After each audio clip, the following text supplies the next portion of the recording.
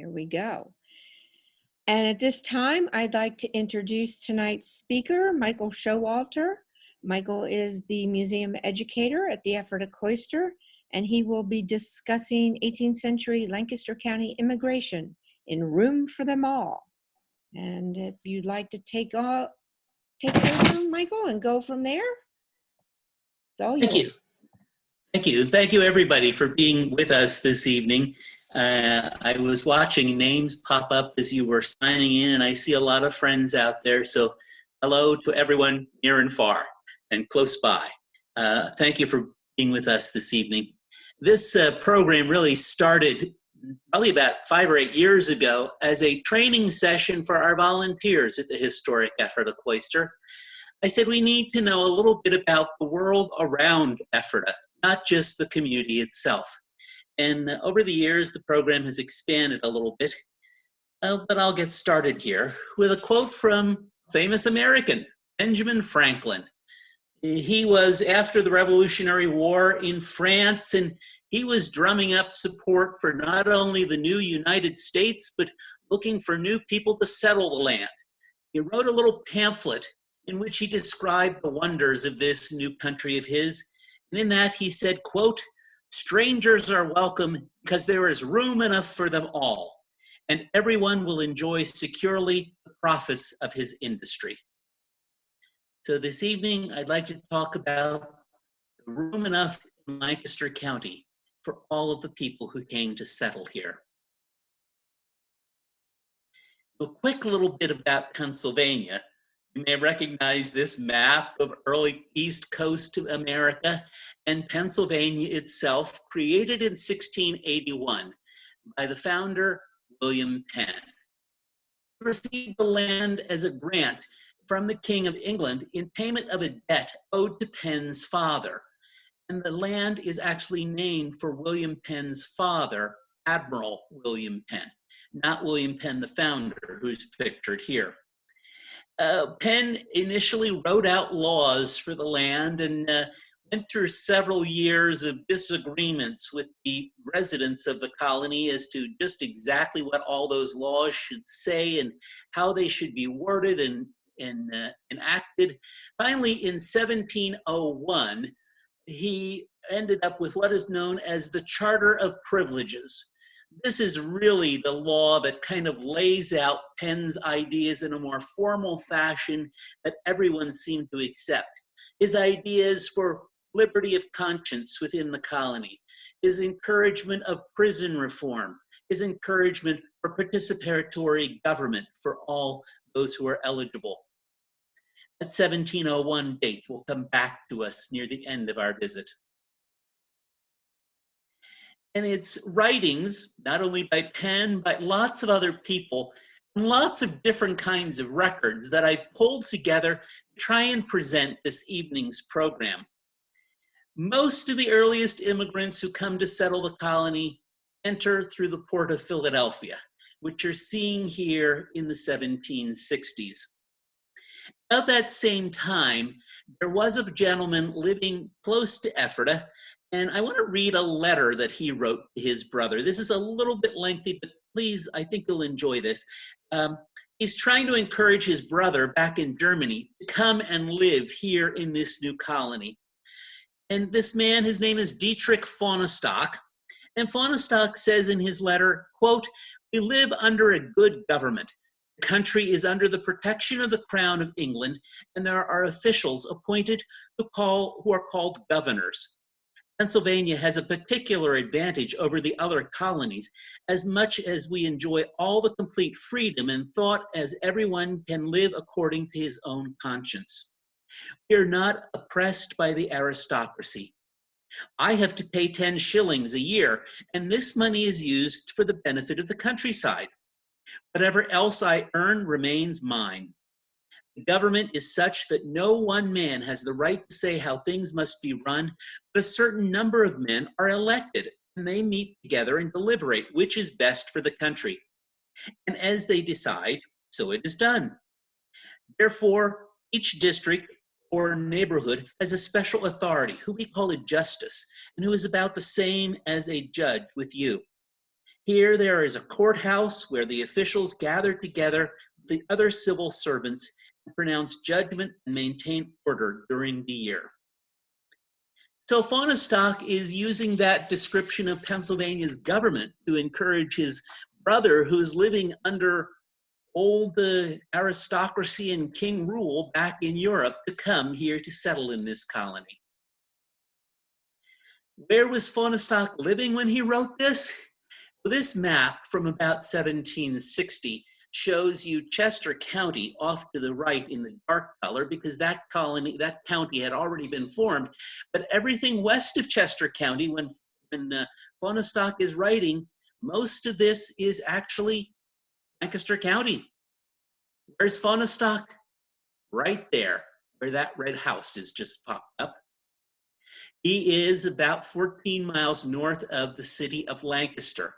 And the county itself was laid out formally in 1729, with the city coming the following year. It would be another few years before all that area west of the Susquehanna was cut off from Lancaster to form York County in 1749. Finally, in 1752, the area to the northeast, Berks County, is formed in 1752. You can see Fahnestock's still living in a pretty large Lancaster County. It's not until 1785, after the Revolution, that Dauphin County is cut off of Lancaster County. We begin to see that familiar Lancaster County shape, that kind of elongated diamond.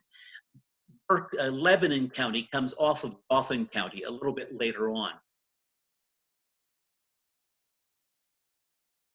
Who are these people who are coming to live here in Lancaster County? Well, this map shows us two areas of Europe where a large amount of immigrants are coming in the 18th century. On the left, you see England, and it's the gray area where we're focusing. This is the area where most of the immigrants are coming from to settle here in Pennsylvania. In the central part of England and in the northern part of Ireland. Now, a word about those coming from the northern part of Ireland. Through time, they've been given different names as kind of labels for this group of immigrants. Some call them Scotch-Irish. More recently, historians have begun to call them Ulster Scots because they settle around the Ulster provinces in Northern Ireland. They were really Scotsmen who had been resettled by the British government there in Northern Ireland. But in the 18th century, these immigrants call themselves Irish. So we have Irish and English coming in from the British Isles. And then the other map shows you Central Europe, which that large sort of tan golden color area would be known as the Holy Roman Empire. But the greatest majority of those settlers who come to live in Pennsylvania are coming from the gray areas in the southwest, the area known as the Palatinate, and then further south into Switzerland. Another chart shows you a little bit of the ethnic composition of these groups. On the left, all of Pennsylvania, and then a breakdown of sort of southeastern Pennsylvania, the areas right close to Lancaster County, Lebanon County, Berks County, Montgomery County. And you can see that, yes, in southeastern Pennsylvania, English are a large number, but Germans outnumber them. And then the Scotch-Irish are running about third, with Welsh and others in the smallest numbers.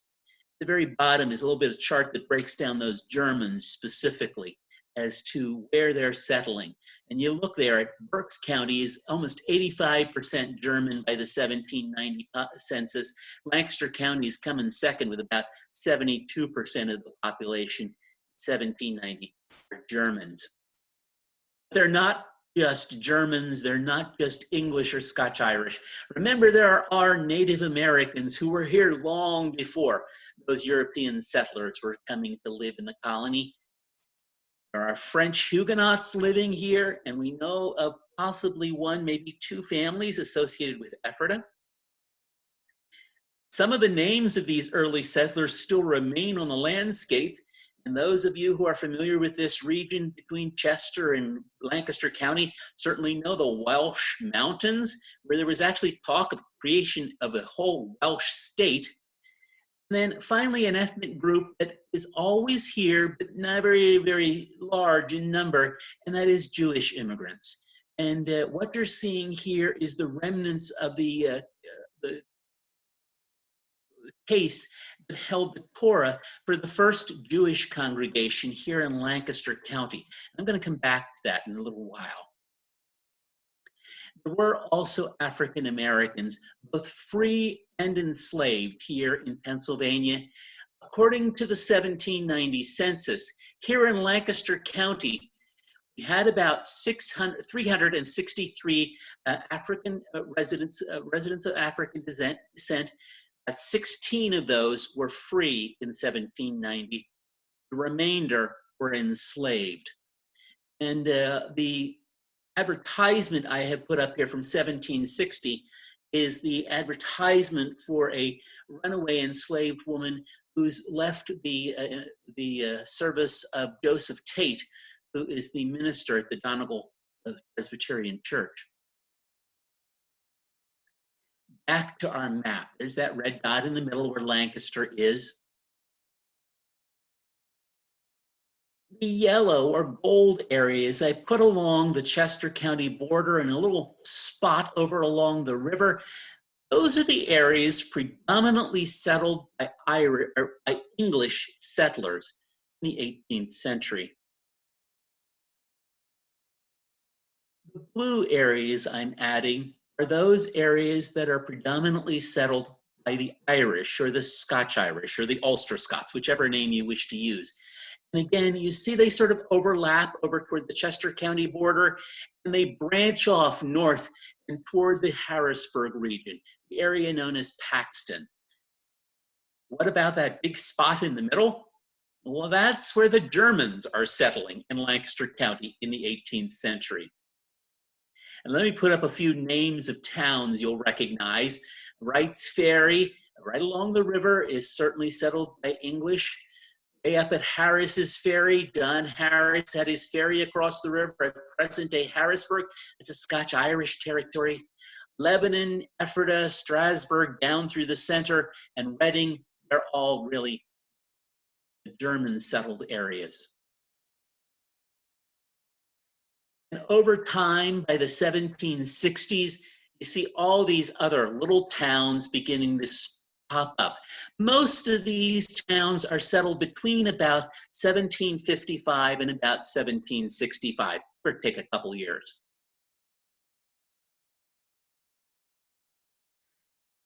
If you wanted to get to these places that I just showed you on the map, well, what would be your experience? Let me read you what one traveler said about coming to visit Lancaster County in the 18th century. He says, quote, "The road to Lancaster lies through the aforementioned limestone valley, a fertile, varied, and well-farmed region. Along the road, indeed, one sees the most sorry cabins, for the better houses of the well-to-do landowners are all set a little off from the road. This and the custom of always leaving some timber next to the road brings it about that travelers think they are going through nothing but wilderness. All around, there are plantations and dwellings stuck away in the bush." Well, how are they traveling? What roads are they traveling that he's seeing these kind of things? Let's go back to our map and look. Main road, of course, coming from Philadelphia into Lancaster. By the 1790s, by the very end of the century, it becomes the Pennsylvania first turnpike, the Philadelphia and Lancaster Turnpike, the first officially scientifically designed macadamized road. It's still there. Those of you who travel the region may recognize some of these routes. Today we'd call it Route 340. It's not the only way to get around, because you want to get up there to Harris's Ferry, you're going to take another route. Now the bits and pieces of this old road are still there. It's been replaced by a modern highway we call 283 today. Another road branching off of that turnpike and going through Ephrata and again ending at Harris's Ferry, was officially laid out in 1737, and it has different names depending which section of the road you're on. Coming out of Philadelphia, it's known as the King's Highway. But somewhere around Ephrata, maybe a little just east of Ephrata, starts picking up the name of the Paxton Road, and it is what today we would call Route 322. A major road is going south out of Lancaster and crossing over the river, and that today would be Route 272. Another road is cutting through Chester County, and it's really not until the very last portion of the 18th century that a more formalized road connects those two areas, but there's always a bit of a trail connecting those. Of course, a road needs to get up from that Chester County area. Today we call that Route 41. Another road coming over through Earltown, today's New Holland, that's Route 23 today. To get from Lancaster up to Reading, well, again, bits of the old road are still there. It was the 272, but that's even been replaced by 222. Coming out of Reading, you want to get over there? Well, you can go so far on the original maps, but then you have to kind of turn around a bit, get back and go through Lebanon to get onto what we call 422 today. If you were up there in the Lebanon area, maybe you're up somewhere near the Cornwall iron mines, or maybe visiting Grubb at his furnace, you might take a route down through Mannheim area, what today would be the Mannheim Pike or 72, or you could take the route that goes through Warwick or Lidditz, Route 501 today. So all of these roads that I've just sketched out for you here, although we have modern names for them, they're not too terribly far off from these 18th century roads that connected everyone. And it's the roads that really helped get people around in the 18th century. How about those houses he's mentioning stuck away in the bush? Well, I mentioned English are predominant settlers in one section of this county, and I've shown you probably one of the best examples of 18th century English architecture surviving in early Lancaster County, and that's Wright's Ferry Mansion, and settled by Quaker English folks over in what's today Columbia. The English tend to build on what's known as a hall and passage sort of plan, a large center hallway and large rooms to each side of it. Symmetry is very evident in these kind of English houses. And they do survive when you know where to look for them on the landscape. I only took this photograph about 2 years ago.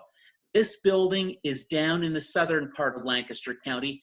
It's a log building, but just as the Wright's Ferry Mansion building, you can see the house is really only one room deep, but long. And that one room deep and long style is predominant in this early English architecture. Inside these houses, the English tradition was to put the room at rest when you weren't using the area.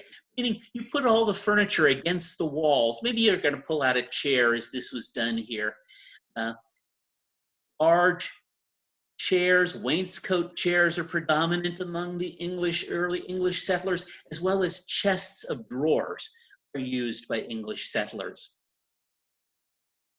But Germans have a little bit different way of laying out their homes in the 18th century, and you may recognize the Hans Herr house, one of the oldest surviving structure in Lancaster County. And we have that very common 3-room floor plan of the German settlers, where the busiest room of the house, the kitchen, is also where the front door goes in. Why carry all your food through the rest of the house? Go right in the front door to the kitchen, and off the kitchen, Stube, or the stove room, and behind that, the Kammer, or the bedroom. Very steep roof on the house.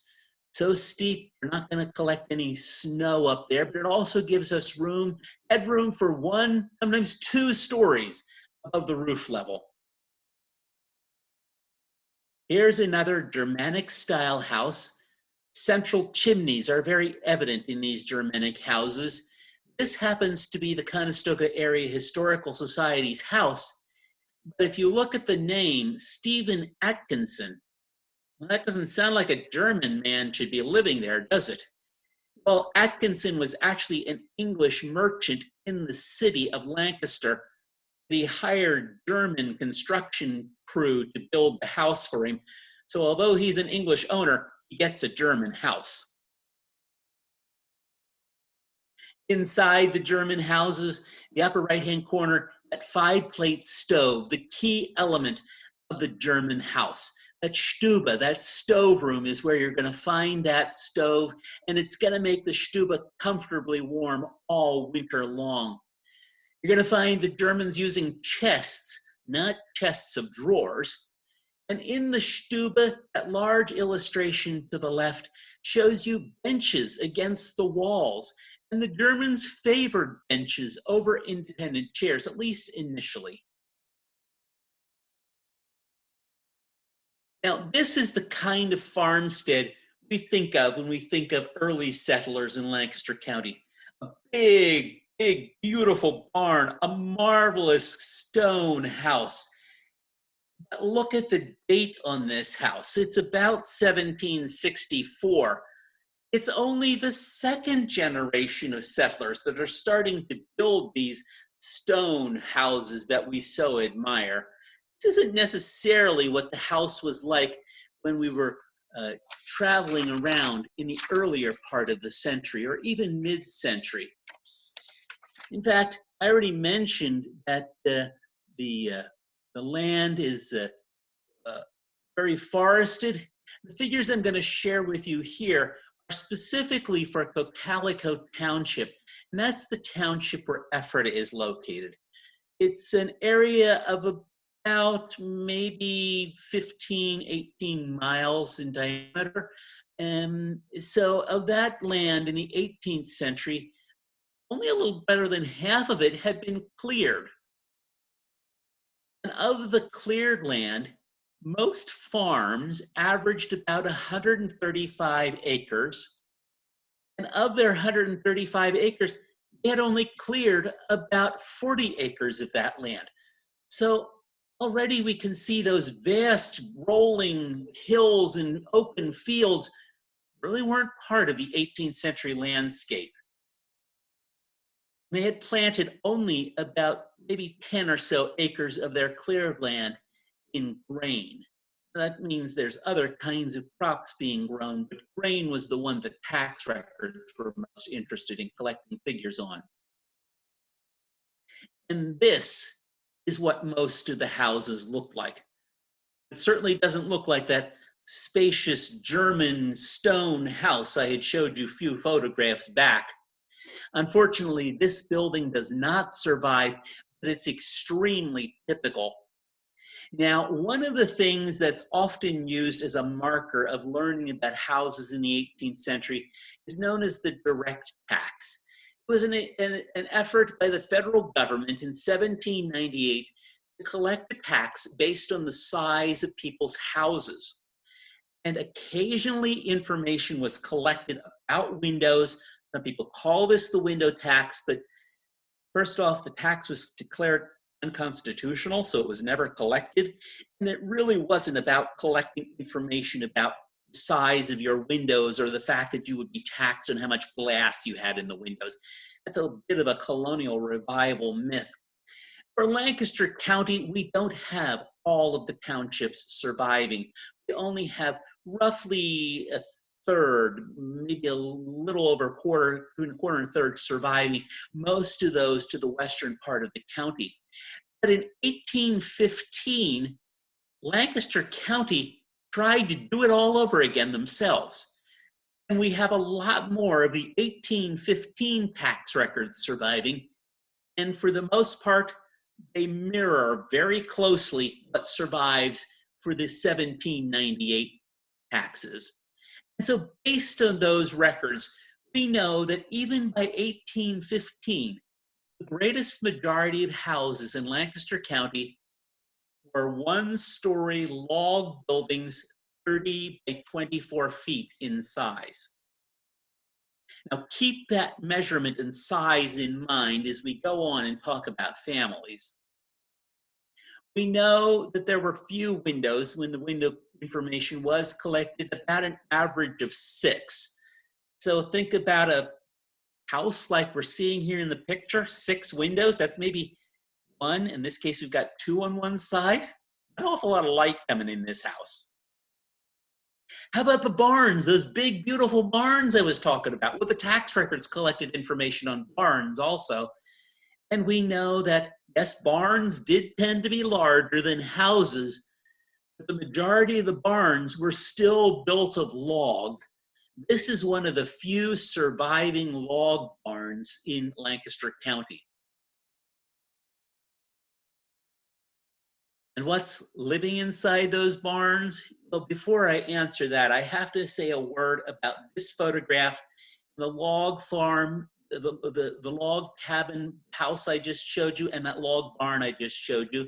They're all part of a wonderful set of photographs that were taken between about 1945 and 1975 by an amateur photographer, Harry Stauffer.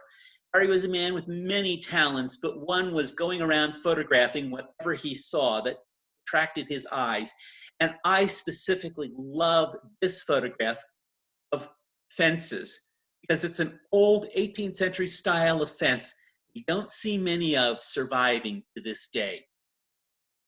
Inside the barns, again, the tax records tell us 2 or 3 horses, maybe 4 or 5 cows, and then sheep appear.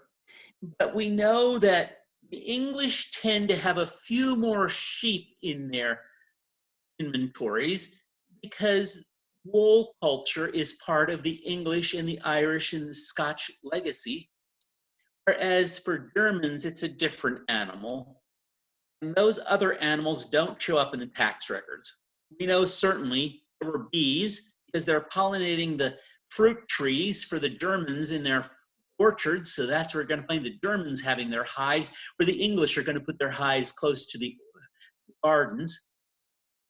And it's the swine that the Germans are going to have a few more than the English. However, swine are not collected as a number in tax records.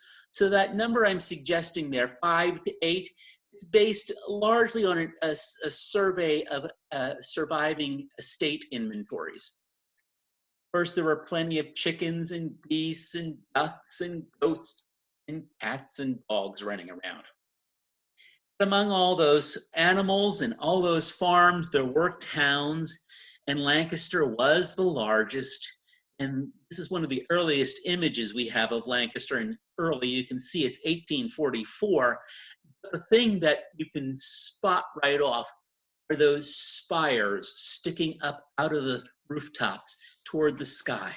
And so I want to read you what someone had to say about religion in Pennsylvania, because that's really a very important part of Pennsylvania's heritage and the culture of early Pennsylvania.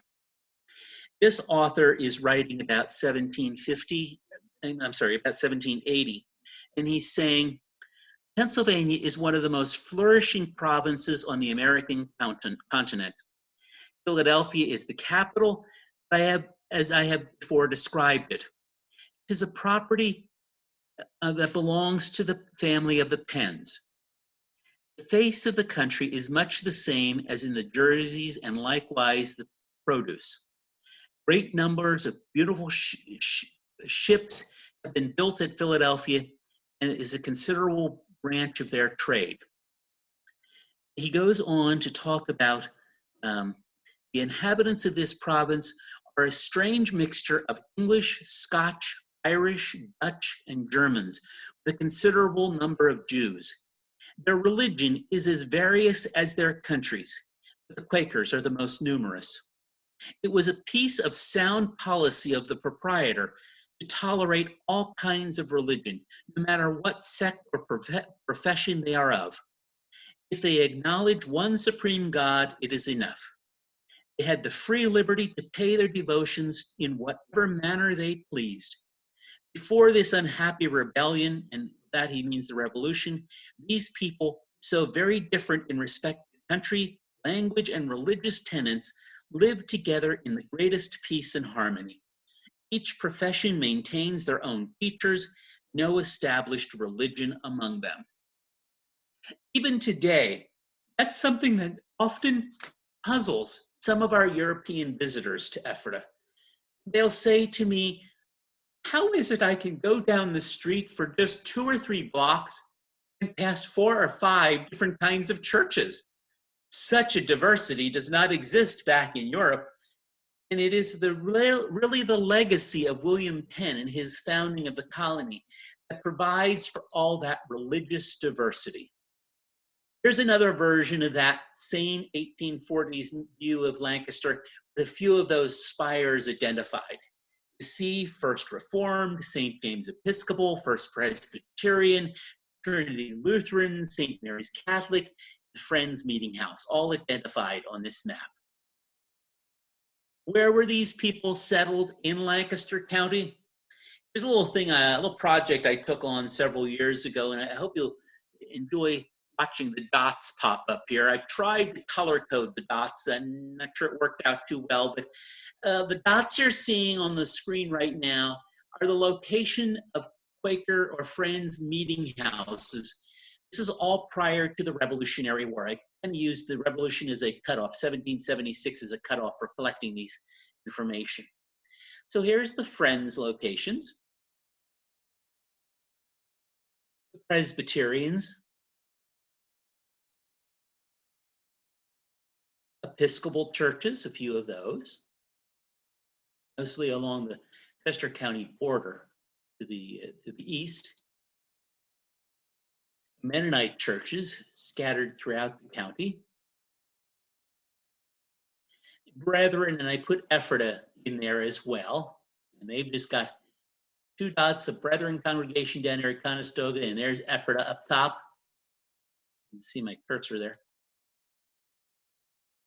Moravian, several different Moravian congregations. German Reformed, large number of those, mirrored by a large number of Lutheran. And those of you who know Reformed or Lutheran history will recognize when 2 of those dots are right next, tight, once against each other here, the Union churches, where 2 congregations shared 1 building. Roman Catholic congregations, we had 2 in Lancaster County by the 1750s. We also had, by the 1750s, a Jewish congregation in Lancaster.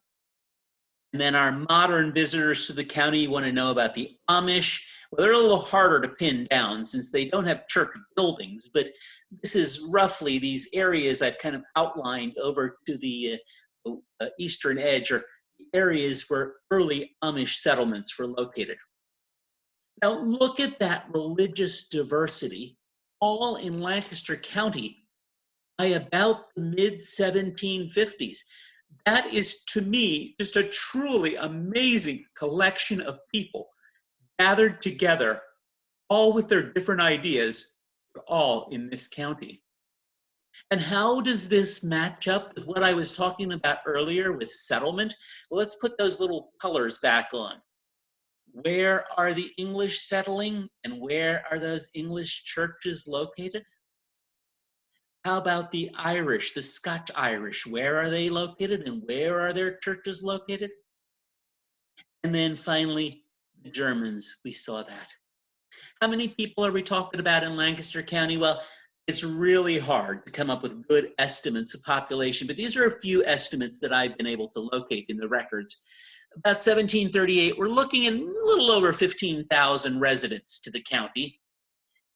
As you might expect, the number's going up. 1751, we're at about 24,000.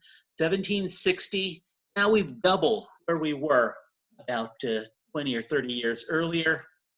And then on the eve of the Revolution, we're about 37,000 residents to the county as a whole. That's really a guess, but that's based on a lot of research by some wonderful scholars. How are these people living in their homes? Well, let's talk a little bit about everyday life in families. Marriages in the 18th century. So what age did people get married at in those early days? I think we tend to think they get married very young, but we now know that the average bride is about 21, the groom about 26, and that's an average. Most marriages are lasting for 25 years. The majority of them are lasting longer than 25 years. I think those are numbers we don't always associate with early life in the colonies and in Pennsylvania. Of course, among those couples, about 75% of them have their first child within the first year. The average family had 7 to 8 children. Now, I know some of you are saying, oh, but I know so-and-so, and he had 13 brothers, and I know so-and-so, and she must have had at least 6 or 8 sisters alone. And, well, yes, there were larger families. There were smaller families. This is sort of the average size of families in the 18th century. Based on what we know of Ephrata's married congregation, they tend to be just a little bit smaller in size than the averages. How about life expectancy? Well, if we think they get married young, we also think they die very young. What the records are now suggesting is that first you've got to reach the age of 5. If you reach 5, you got a fairly good chance of living longer, but about half the children born don't make it to the age of 5. The average age for death for women was about 58. How about men? Longer or shorter? Well, today it tends to be a little shorter than women, but in the 18th century, men actually lived longer on average than women. And childbirth certainly had a role to play in that. At a third of the women who reach 50, about 40% of the men reach age 50, and about a quarter of both men and women live to at least the age of 65. Something else that surprises visitors to us at Ephrata is when they walk through our cemetery and look at ages on our gravestones. We find that, at least among the celibates, many of them are living just a little longer than you might expect. Peter Miller was about 86 when he died. Brother Amos was probably about 78 or 79. Conrad Beisel was 77. Mother Maria was about 70, 65, 70. And so we have longer ages for the most part that surprise many people when they visit our graveyard. What are these people doing? Well, this information I'm going to share with you next comes from a large survey of the 1850 era, the 1750 era tax records of Lancaster County. A group of scholars compiled this large database of Lancaster's tax records from about 1750. Some townships it's 51, some townships it's 52, but about 1750. And looking at that collection, 42 of the men are listed as laborers. Those are what we would probably call jack of all trades and master of none. The guy who will fix up the yard for you, put a little patch on the roof for you if you need it. And then there are 30 people identified as servants. I've just finished transcribing 20 years worth of 18th century tax records for our township here in Palico Township. And I can tell you that in those 20 years, from 1751 to 71, there were only 5 people identified as servants. And to the best I can tell, what little else survives of their information, they are probably indentured servants, those who are paying off their passage, or they're very young. They tend to be, the other side of that is they tend to be young, 12, 14 years old, and they're probably learning a trade. And an ad for a runaway servant. What are most people doing as a living? Well, yes, farmers is the top. And of that 1750 survey of tax records, 104 people are identified as farmers. But this is a land of diversity, not only in its ideas and its culture, but in its jobs. And so here's a list of all the other jobs that appear in those 1750 era census and the numbers of people that are listed having those jobs. Weaver, number 62 of them are identified. Everybody needs cloth to make their clothing, and they need their wagons fixed. So blacksmith, but look at that, shoemaker comes number as 31, comes in the second roll, and tavern keepers are there, tailors are there, furnace workers. As you look down the list, you see a great diversity. Doctors, preachers, gun makers, schoolmasters, Indian traders, wagoners, nailsmiths, chair makers, stocking weavers, bookbinders. All the trades are here in Lancaster County in the 18th century. And there were, as I mentioned earlier, enslaved people. Again, based on that survey of the 1750 taxes, 29 enslaved individuals were identified in those records.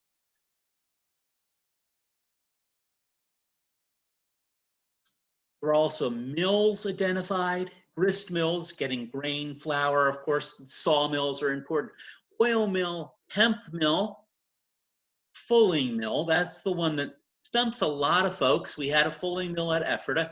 It was used for processing woolen cloth, and a paper mill. That's ours at Ephrata there, making paper in Lancaster County.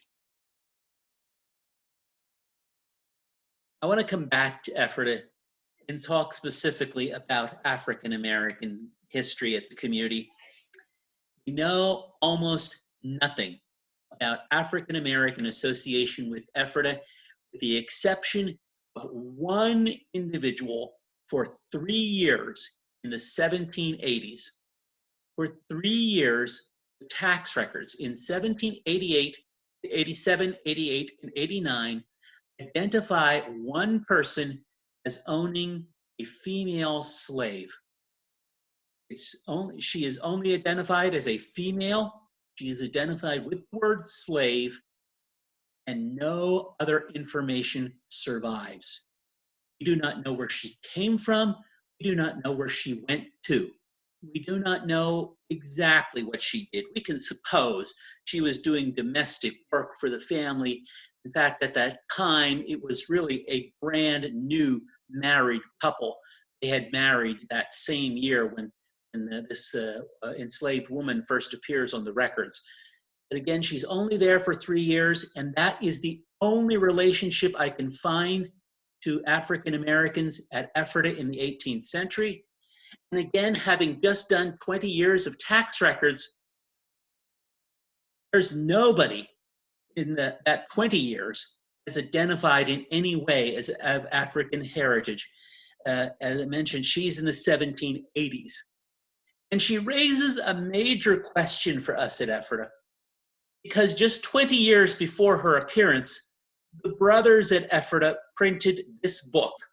It's an abolition tract authored by Anthony Benezet, the Quaker of Friends member in Philadelphia, and published the year prior in Philadelphia. The following year, 1763, it's published at Ephrata in German. We don't know if it was a commission by some local friends, Quakers who had this done in German. But it does raise the question, if the brothers at Ephrata are printing an abolition tract, and 20 years later, one of their members for 3 years does have an enslaved person, what does that say about the community? Unfortunately, what I've told you is the extent of what we know. So any answer to the question will be purely a guess on our part at this point.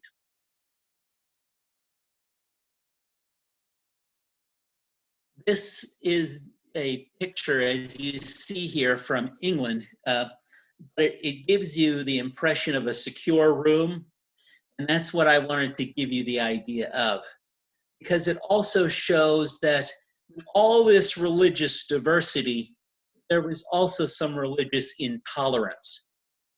Ephrata was a community that worshiped on Saturdays, unlike the greatest majority of their neighbors in county and colony.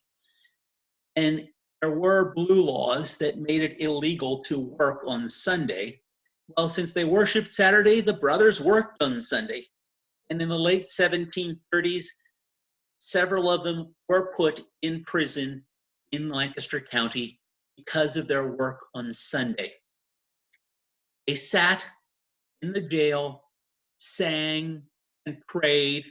And after 2 or 3 days, the authorities figured, they're not bothering us. Just let them go. And that's exactly what happened. So there were tensions and there were solutions. Another sense, a bit of intolerance came in the late 1760s when the Catholic Church in Lancaster City burned very mysteriously. There were always rumors of arson at the Catholic meeting, at the Catholic chapel, but it was never able to be proved in the 18th century. I think it may be a real struggle for us to try and prove arson today. But that was always being whispered. And of course, the most famous incident of intolerance in the 18th century in Lancaster County, well, actually, comes in the 1763.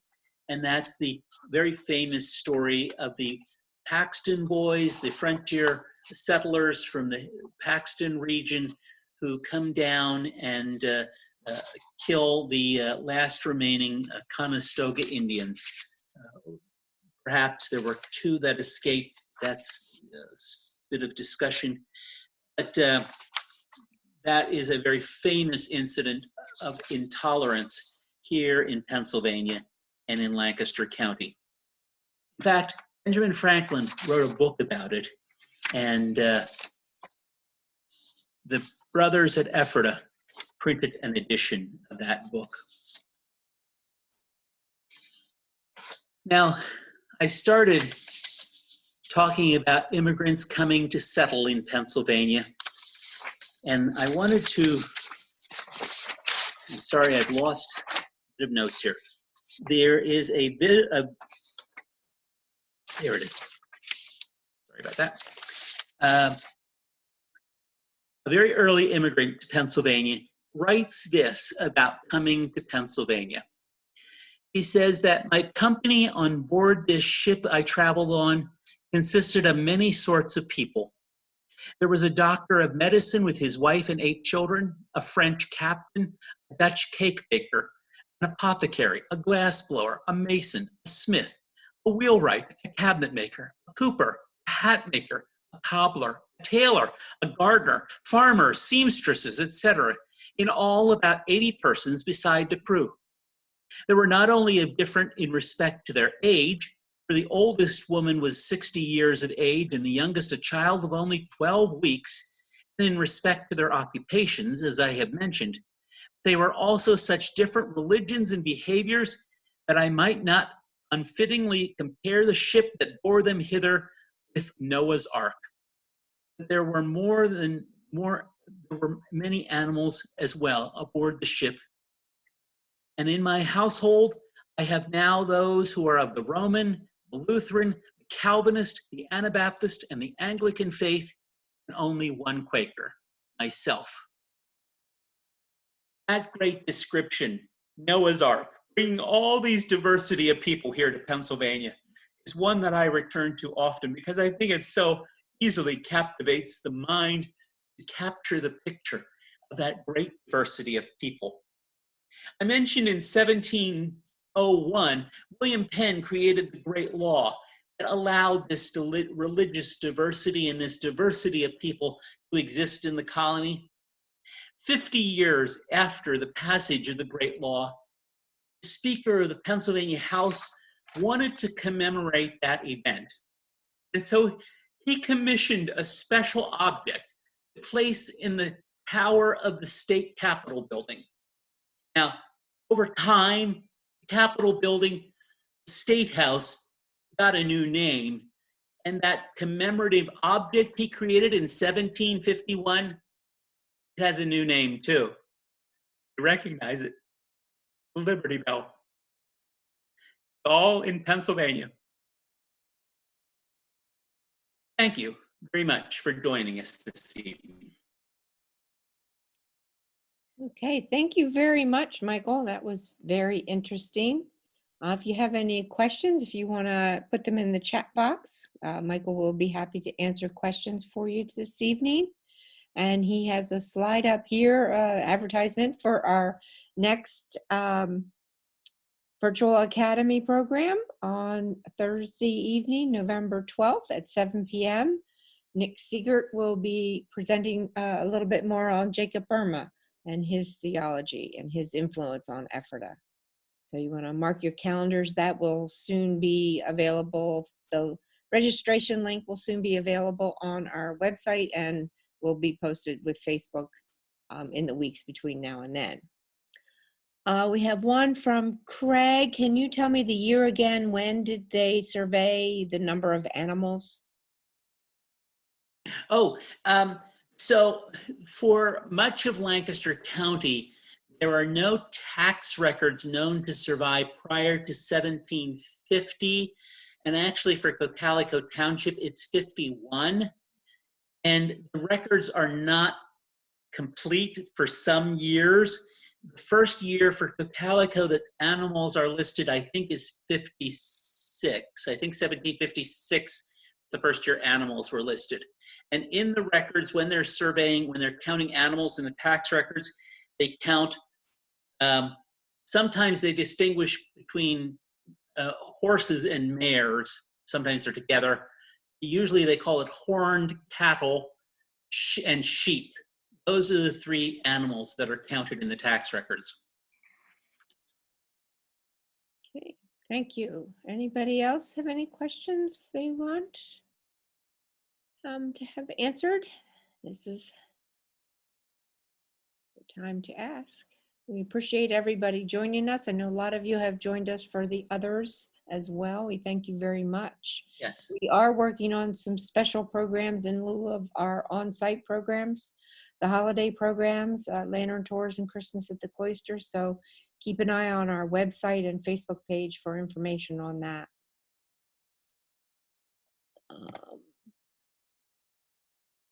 And we have someone with a Phonostock background here. Oh, yes. Is here. Thank you for the informative presentation. My maiden name is Phonostock, and I have the Phonostock letter as well. Wonderful. I hope you know about the letters, a wonderful series of letters he wrote. All right. Well, if we have no more questions, we will end tonight's program. We thank you all for participating. Well, we have one more question. Oh, I knew someone would come up. Wayne is saying, Michael, this is one of the best presentations I've heard about the history and diversity of Lancaster. I appreciate your work on this session. Thank you. Thank you. Thank you, Wayne, for that nice comment. All right, I believe that concludes tonight's program. And we thank you very much. Hope you'll join us next time in November.